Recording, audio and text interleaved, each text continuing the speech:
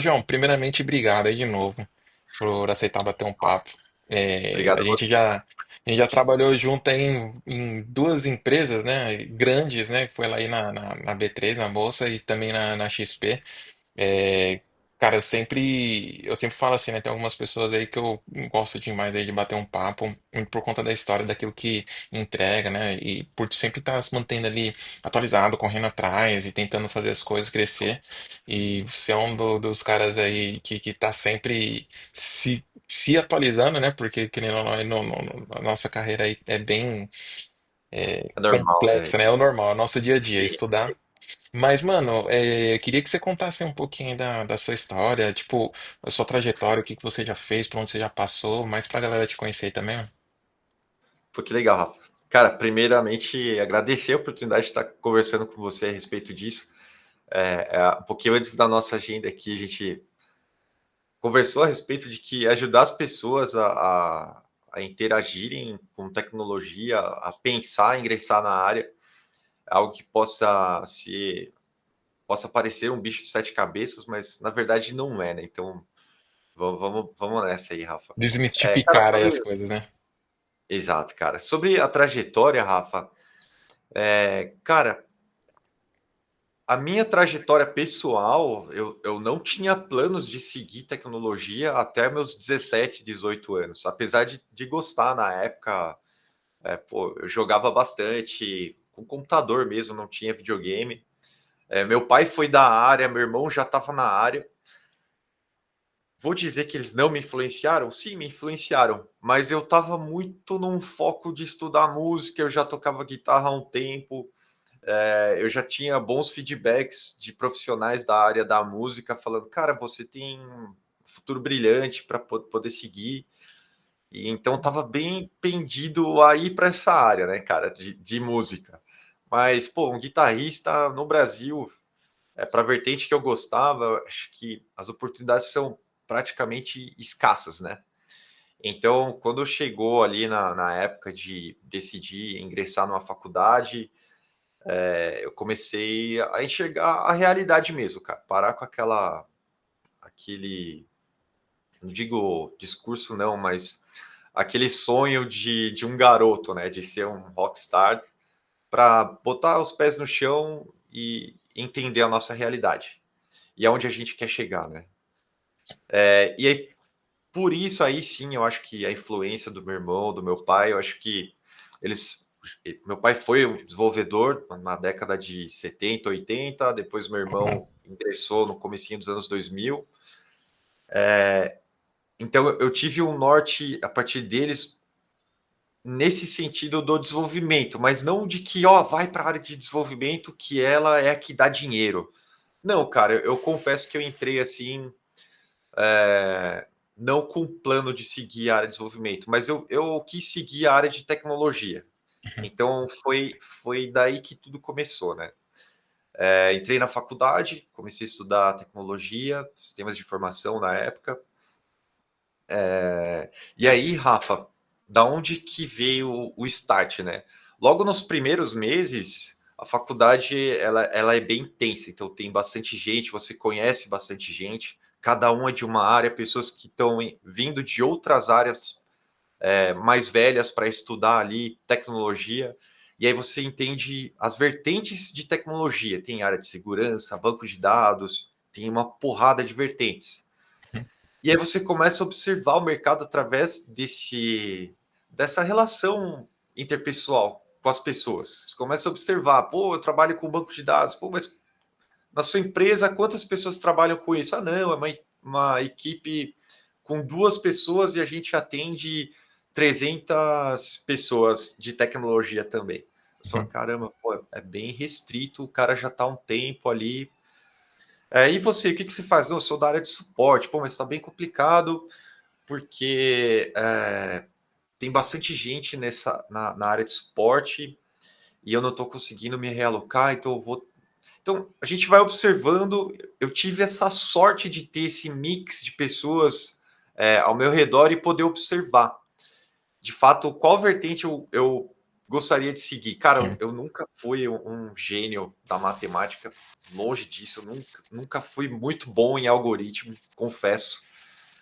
Mas falei, cara, eu vou estudar desenvolvimento, eu vou tentar ser um desenvolvedor então. E foi daí que começou, cara. Foi onde o bichinho picou e eu segui. E foi impressionante, Rafa, porque logo no início, aonde eu tive essa, eu não digo vontade, mas essa decisão de seguir com desenvolvimento, Rafa, É que você já arrumou trampo. é que exatamente, é onde eu dei um foco no que estava rolando ali na época, né, das linguagens de programação que estavam rolando na época. Na época eu comecei a estudar C Sharp, e aí, com pouquíssimo tempo, eu já consegui um emprego na área no primeiro ano de faculdade. Olha, Lógico que não foi puramente com desenvolvimento ali. Em C Sharp foi com uma linguagem de programação dentro do pacote Office ali, o VBA. Mas meu foi o Deus. start. Exato, cara. Foi com o VBA. Mas, pô, eu acho legal até hoje aquilo. Ele abre várias possibilidades ali para quem trabalha com as ferramentas do Office mesmo. Sim, E aí, cara, foi um start muito legal, porque dali eu entendi o que eu. Qual seria a vertente de negócio para eu poder trabalhar. sim. Então, esse foi o comecinho ali, da onde tudo surgiu, né, Rafa? Começo da história ali. Conta aqui, falando um pouquinho de. Você comentou a respeito das, né, que você estava ali na faculdade e tal. E tem muitas pessoas que às vezes entram na faculdade e ficam ainda naquela dúvida, né? Fala, pô, será que eu viro um desenvolvedor back-end, front-end, um mobile, um Scrum Master, dados e tal? E acho que você falou um negócio muito legal aí de você observar, né? Mas o que que você vê hoje do mercado, cara? O que que você diria para as pessoas que ainda estão indecisas em qual caminho trilhar? O que que vale a pena na sua na sua experiência, assim, o que que vale a pena a pessoa entender primeiro para ela tomar uma decisão se ela quer um front, mobile, back-end, enfim. Uhum. Olha, eu acho que você unir, Rafa, um gosto com algo que você consiga conciliar com o seu profissional, eu acho que pode te colocar 10% acima da média. Ou seja, se você é um bom, tem um lado artístico interessante, algumas ideias ali de que pô, você carregou durante a tua vida ali, desde a infância, se você é um bom desenhista, um cara que, uma pessoa que tem a facilidade para isso, de observar, de criar, e eu tenho certeza que você tem, você pende a algo mais visual, então se você tiver esse mínimo de observação da sua própria personalidade, você pode seguir uma vertente, por exemplo, de front-end, de ser um desenvolvedor front-end, de criar a parte visual dos sistemas, de a infraestrutura visual, de usabilidade para Uhum. diversas pessoas. Eu acho que é algo interessante. Mas eu também vejo, Rafa, que, cara, propriamente desenvolvimento, né? O desenvolvimento de back-end, por exemplo.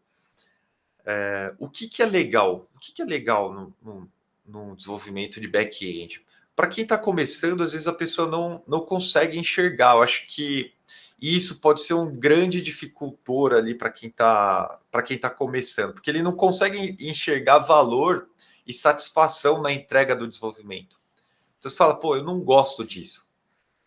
Mas nesse primeiro momento, o gostar, eu acho que precisa ficar um pouco de lado, sabe?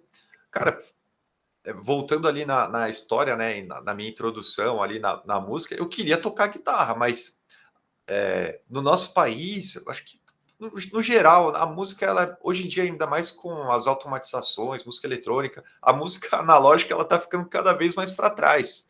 Então, para você ter uma oportunidade com algo que você realmente ama, cara, é difícil. Então, vamos botar o pezinho no chão, voltar um pouquinho e entender as necessidades de mercado. Quando você entende isso, você ingressa numa área, por exemplo, de desenvolvimento com back-end, que no início você não vai enxergar, pô, aquele prazer, mas a partir do momento que você faz uma primeira entrega que seja pequena e você vê aquilo funcionando, você vai sentir a mesma satisfação de alguém que conseguiu construir uma música ou um solo de guitarra e fez uma entrega, alguém escutou, ouviu aquilo e achou legal. A pessoa que vai estar, então, manuseando o sistema e entender que aquilo, pô, ficou legal, ela vai ter satisfação e essa satisfação da entrega de quem está recebendo aquele produto, ela automaticamente vai para você. Sim, Então, você tem que enxergar valor nessas coisas. Eu acho que é um baita impulso assim para sim. Basicamente escolha. experimentar, né? Então você experimenta um pouco ali de front, experimenta um pouco de back, mobile, enfim. Perfeito, E cara. uma coisa que eu Perfeito. gosto assim de dizer pra galera é, às vezes antes da gente escolher qual vertente, né? O que que a gente quer seguir, é legal a gente pensar um pouco nos fundamentos, né? Então, entender ali os fundamentos de programação orientada a objeto, de lógica, estrutura de dados. Tem algumas coisas que vai ser a base para qualquer coisa. Então, foca primeiro nos fundamentos, e aí, uma vez você estando bem nesses fundamentos, você inclusive vai ter mais propriedade para falar assim, pô, eu gosto mais de back ou front, mobile, dados, né? A pessoa vai falar, não, eu quero me especializar aqui em cloud, que é um DevOps assim da vida, né? Mas enfim, é legal a gente entender primeiro a cama, né, que tem por trás, né? Que seria os fundamentos, programação, estrutura de dados, lógica, esse raciocínio e tudo mais. É, que acho que isso vai gerar mais valor, né? Hoje, você está trabalhando como um engenheiro de software sênior ou um arquiteto de soluções? Qual que é o seu papel hoje? Hoje eu tenho o cargo de engenheiro de software sênior na empresa, mas eu atuo bastante também com arquitetura de soluções, Rafa. É, eu, Qual que hoje é a eu preciso. diferença, né? Depois você conta aí, desculpa de... Mas só que muita Eu acho gente que. acaba tendo dúvida. O que que faz um Exato, cara. arquiteto? O que que é um desenvolvedor? Eu acho que o arquiteto é uma pessoa, o arquiteto de soluções hoje dentro de uma grande companhia, ele é um cara que ele cria algumas diretrizes para que outras equipes consigam seguir o mínimo do que ele está especificando. Então, o arquiteto ele consegue trazer as tecnologias mais recentes que tem de mercado, ele define um padrão arquitetural do sistema de uma forma de exemplo para que aquilo para que aquilo seja seguido por outras squads, por outros times dentro da companhia.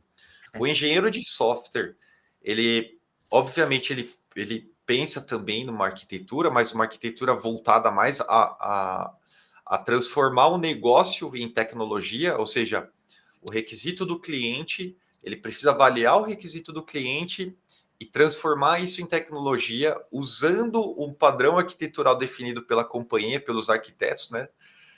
E a partir disso ele arquiteta a solução, ele transforma aquela necessidade de negócio em algo tangível na questão tecnológica, né?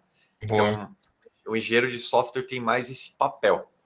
boa. Então, dentro do time, eu acabo fazendo bastante dessa conciliação, sabe, Rafa? De usar o que a empresa espera de uma boa solução tecnológica de arquitetura, mas também que uma solução de negócio que ela seja atendida de uma forma simples e objetiva, né? Usando o, o, o mínimo de recursos, porque isso custa dinheiro, Sim, mas que atenda com bastante eficácia, né? Para sim, o pessoal de negócio. sim. Não, acho que é legal aí a analogia que você fez, né? Porque é, é legal porque, assim, né? Às vezes a gente acha que tudo precisa ser desenvolvido pelo arquiteto de soluções antes e o desenvolvedor é só batucar código, quando na verdade não, né? Hoje, inclusive, o papel de um engenheiro de software, ele não se limita apenas a você codificar, né? Mas você precisa entender um pouquinho ali sobre o que que o negócio quer, né? Então você precisa extrair, às vezes, requisitos, você precisa desenhar uma solução, você precisa saber documentar, você precisa saber fazer as perguntas certas, você precisa entender, pelo menos os grandes épicos, né? Que a gente precisa entregar como que você vai quebrar aqueles grandes épicos em pequenas entregas, né, para conseguir Perfeito, atingir o objetivo. A gente faz estimativa de esforço em cada um dos tickets, a gente cria um roadmap, a gente planeja quando que a gente vai finalizar, a gente implementa, a gente testa, sobe para produção, se quebrou a produção, a gente dá suporte. Então, o papel do perfeito. engenheiro ele é muito complexo, muito, tem muita coisa que precisa fazer, Tem bastante né? coisa, Muita coisa. verdade. Assim como também o arquiteto de soluções, né? Pensando na organização como um todo, né? Principalmente para empresas que estão muito grandes, você precisa ter alguns guardrails ali que precisam ser guardados, que às vezes o engenheiro ele não está pensando, né? Num escopo tão grande.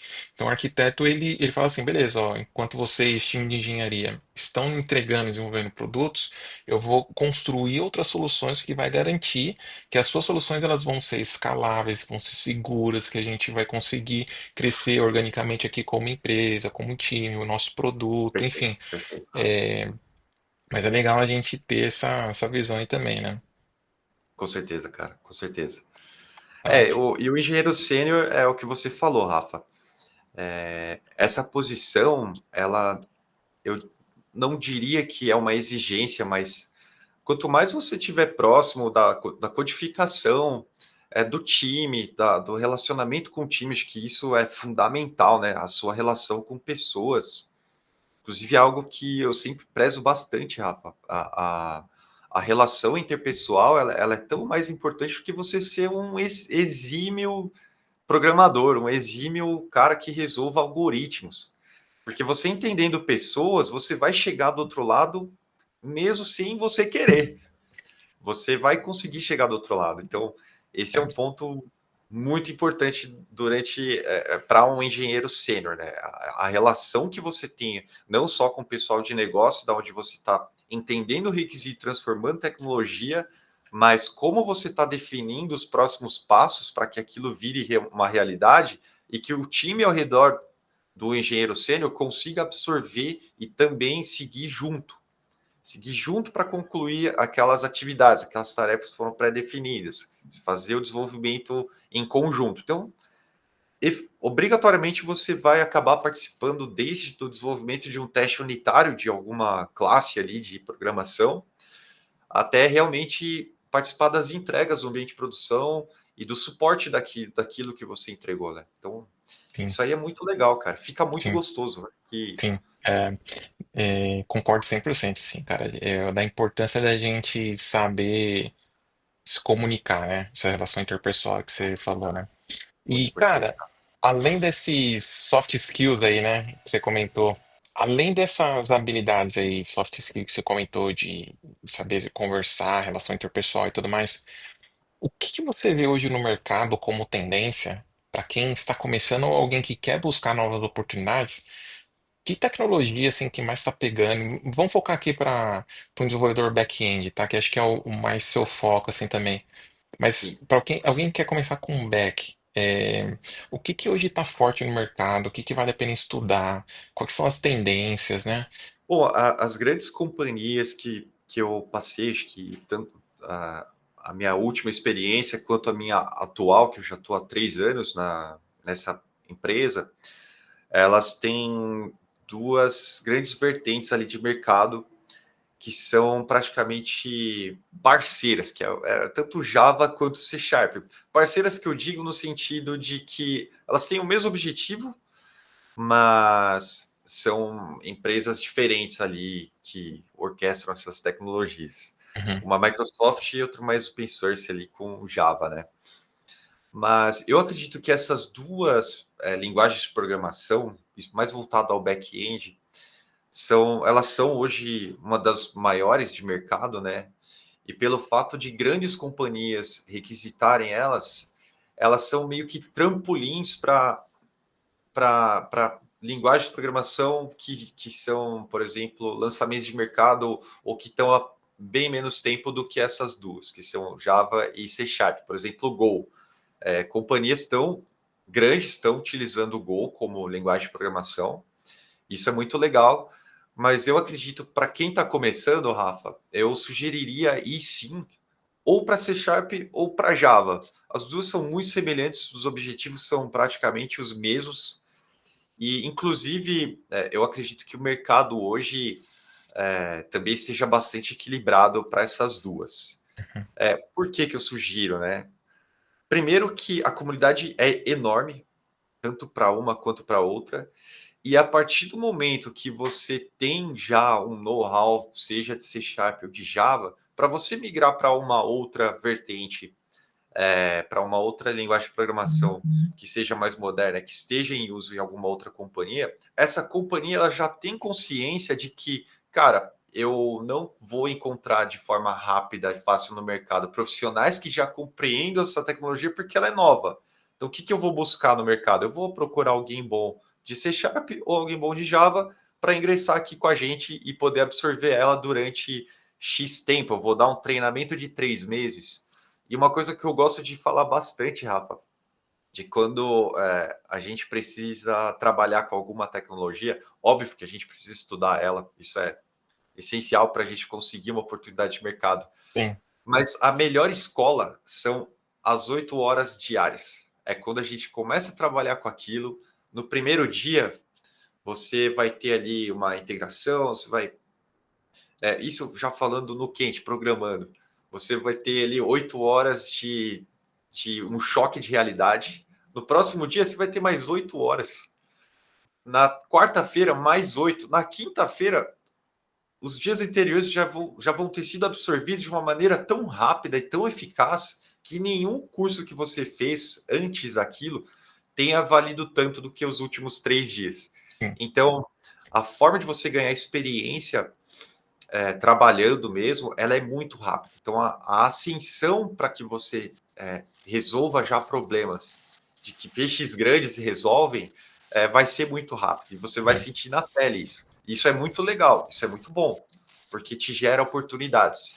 Então, hoje você está em busca de uma oportunidade de emprego, você seguiu a vertente de estudo ali, parte teórica mesmo, de C Sharp ou parte teórica de Java, quando você começar a trabalhar então com isso, tiver a sua primeira oportunidade, pô, mas é uma oportunidade que eu vou ganhar tão pouquinho, cara, usa aquilo como uma escola.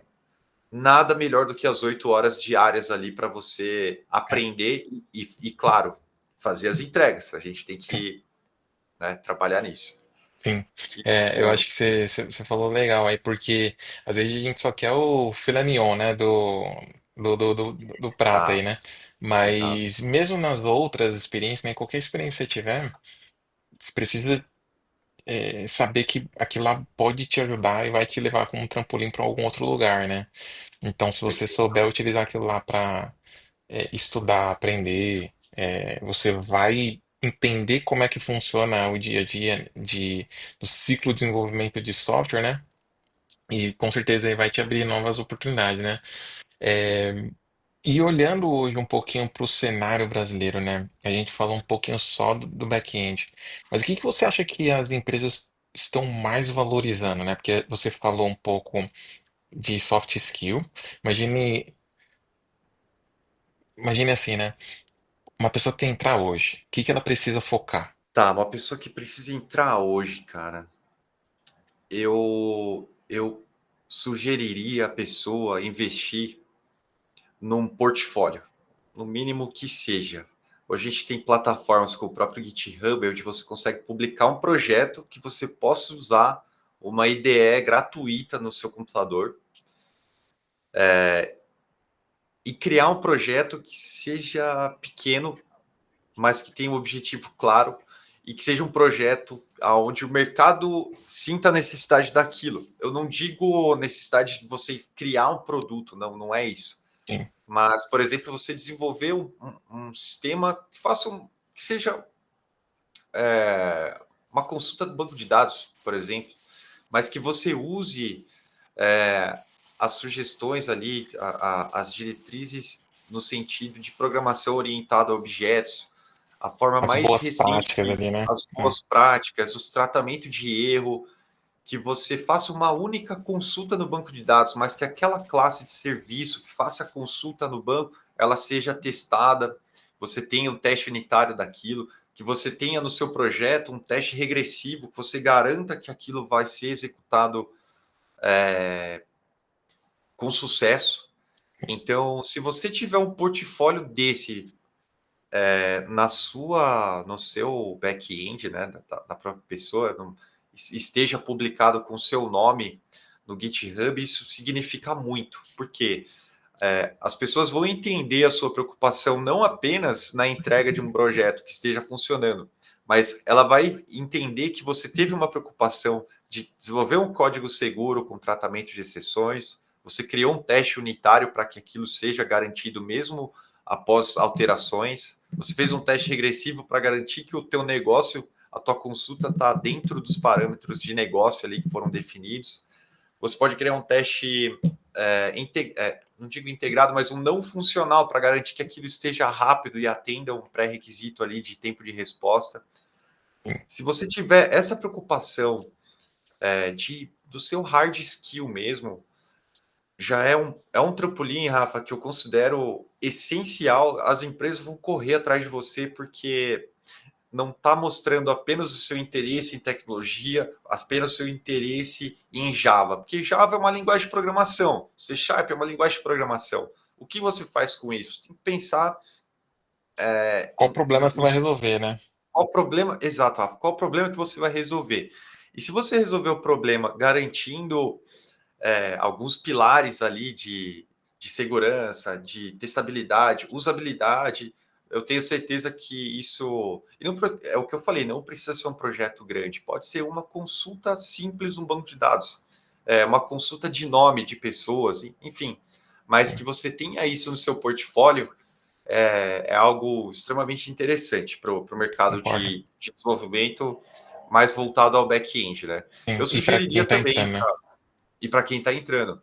Para mobile, a mesma coisa. Para front-end de websites, eu acho que a mesma coisa. Você cria o seu portfólio pensando em alguns pilares, né? Seja em Sim, usabilidade, seja em segurança, sim, performance. Isso é essencial. É sim, essencial. E não é algo demorado, né, Rafa? Eu acho que com pouco tempo de estudo, com pouco tempo do entendimento dos alicerces da tecnologia, como eu fiz ali a analogia, né, dos ingredientes para poder fazer um prato de comida, uma refeição legal, entendendo como você deve usar esses ingredientes e seguindo a vertente correta, acho que esse portfólio é essencial, é sim. essencial. Eu concordo, eu concordo. Não precisa ser grande, né? Mas acho que é o que muitos acabam errando, né? Porque eles falam assim, pô, primeiro eu vou estudar pra caramba, pra depois eu construir um portfólio perfeito, pra depois só eu começar a aplicar. Quando, na verdade, né, é legal você demonstrar a sua evolução. Mesmo que Perfeito. seja fala assim, pô, vou desenvolver uma página HTML, que se envolva um HTML purão lá, com código JavaScript direto embedado lá no front mesmo. Depois você evolui. Assim, pô, agora eu sei como é que eu crio esse JavaScript em um outro arquivo. Depois esse JavaScript, na verdade, eu vou transformar ele num Node, num serverzinho que eu vou deixar lá atrás. E aí, como que eu vou chamar, né, essas minhas APIs? Onde que eu vou hospedar ela? Então, você vai demonstrando o que que você está aprendendo, né? E a sua evolução também, que isso é importante. Você não precisa começar perfeito, você precisa começar. E aí a perfeição, ela vai vir automaticamente pela sua execução, Perfeito, né, do dia Rafa. a dia. Ficou bonita essa frase, hein? Depois eu vou ver se eu Pô, anoto. ficou muito legal, cara. Ficou muito boa. Então a gente falou sobre pessoas que querem começar na área. Mas só que também tem muitas pessoas que hoje estão buscando não migrar de carreira, mas é, buscando novas oportunidades, seja por conta de salário, buscando as melhores oportunidades do mercado, né? Hoje você está em um dos maiores bancos aí da América Latina, tá como engenheiro sênior, um lugar que muitos desejariam estar, né, também.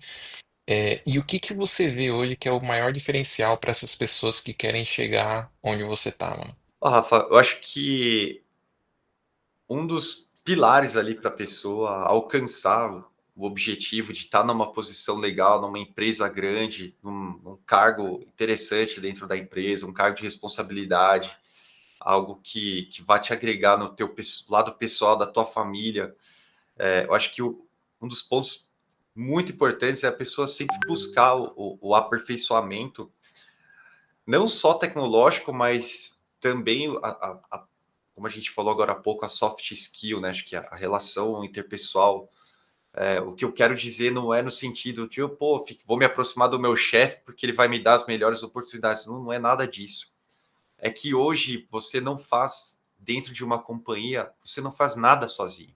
Você precisa de pessoas ao seu redor, entender a necessidade do que está acontecendo ao seu redor, das pessoas e trabalhar naquilo. Sim.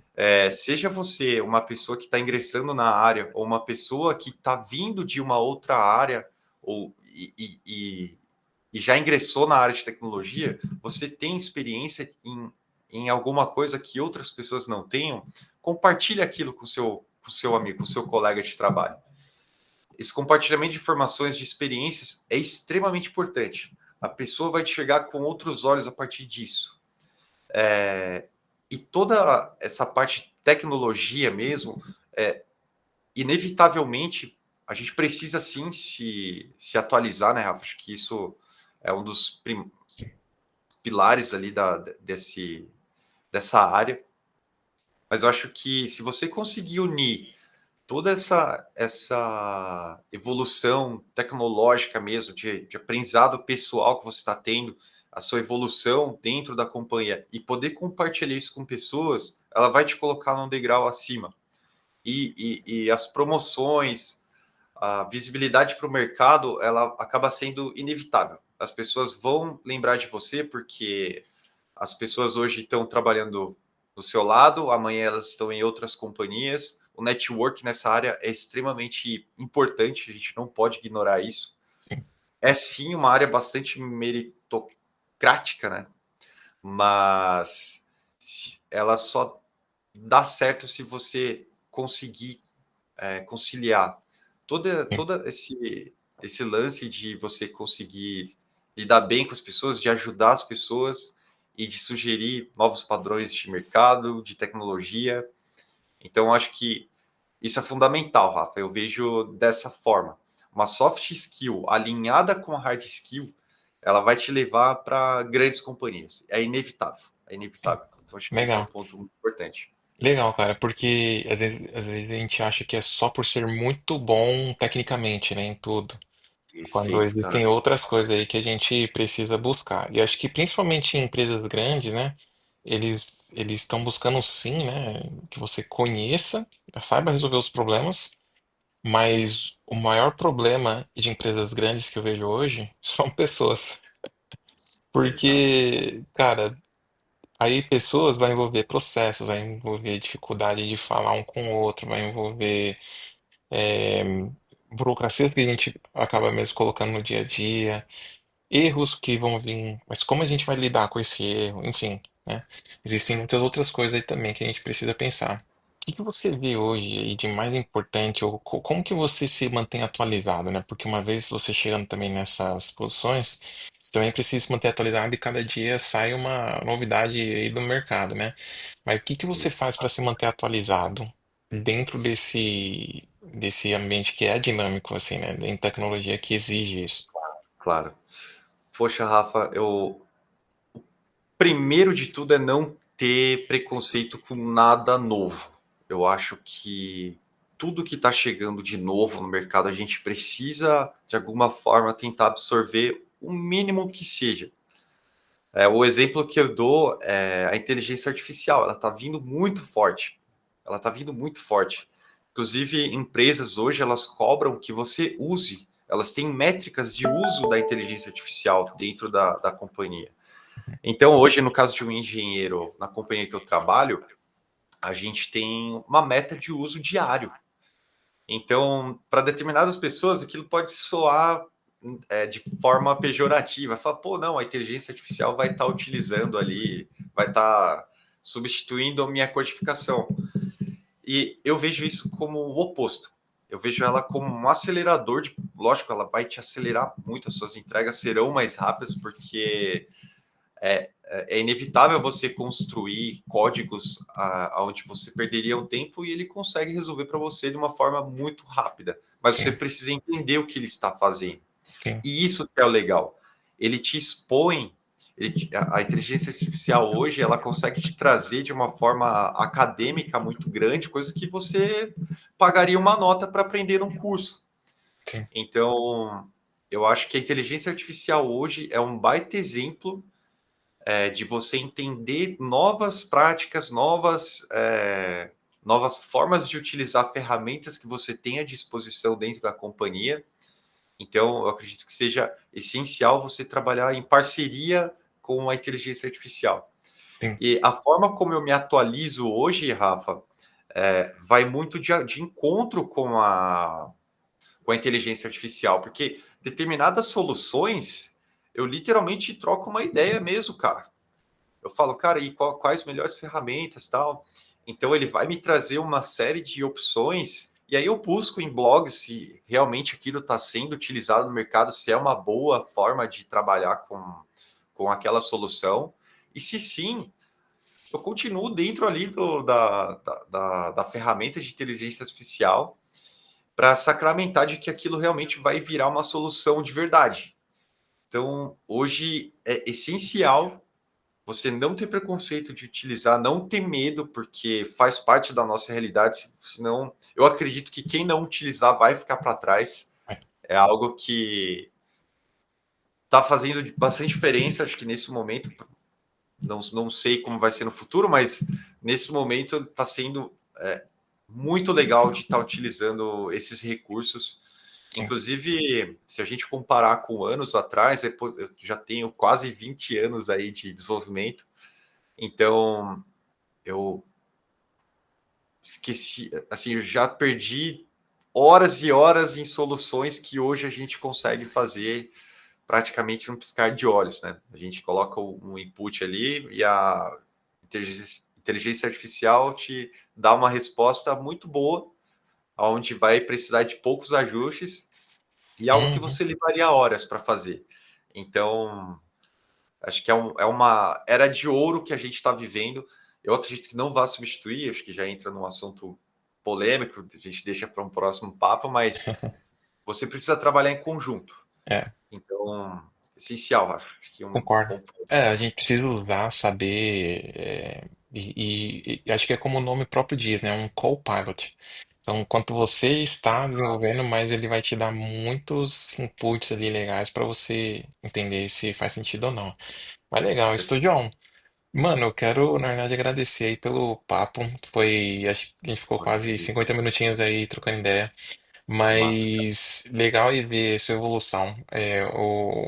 Aquilo que você compartilhou, né, de insights aí pra galera que tá começando, como que a galera se mantém atualizada aí no dia a dia.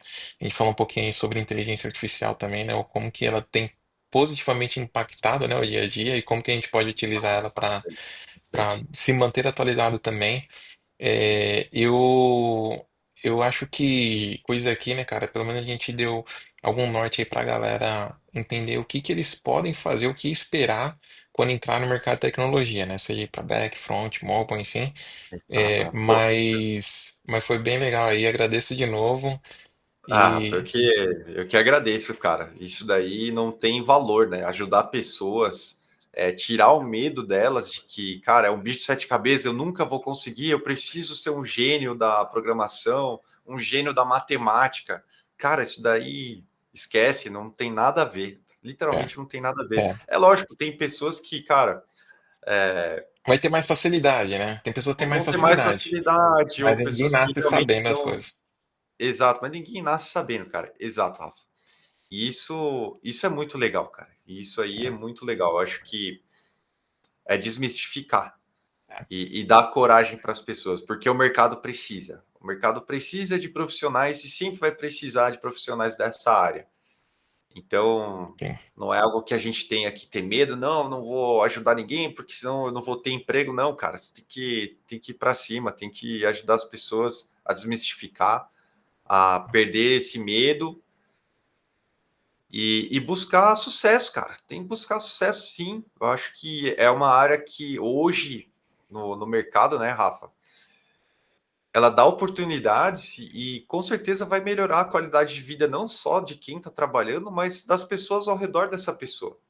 Sim. E a gente tem que explorar isso. Tem que explorar isso mesmo. tem que dar oportunidade e para essa galera realmente ingressar, cara. sim, Não ter medo e ir para cima. sim, concordo, concordo. Mas legal, cara. Mano, de novo aí, Top, obrigado, parabéns, mano. pelo tempo Parabéns aí. mesmo. Vamos Top demais. nessa. Nas próximas aí a gente vai convidar outras pessoas aí que também estão no mercado para contribuir, colaborar aí com um pouquinho de conhecimento aí. Que bom, Rafa. Muito bom, cara. Tudo bom, É isso mano. aí.